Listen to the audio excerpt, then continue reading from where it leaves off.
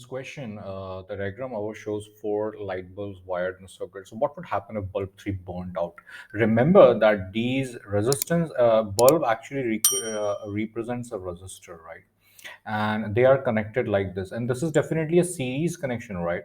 Series connection. So in series connection, remember what happens is whenever a bulb burns out, let's say the bulb 3 burns out. So basically this bulb 3, we just mark it over here, 1, 2, 3, and 4. So this bulb 3, when burnt out, it will behave like an open circuit.